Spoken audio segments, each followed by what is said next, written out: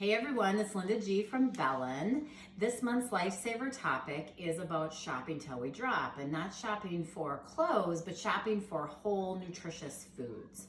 I know sometimes that's tough, and it's tough to make mealtime happen. So one thing that is really fun to do, you can do this with your friends, you can do it with family, with your neighbors, is to do bulk batch cooking. So what you do is you figure out some recipes, and then you get together and you put together these meals that can go in the freezer.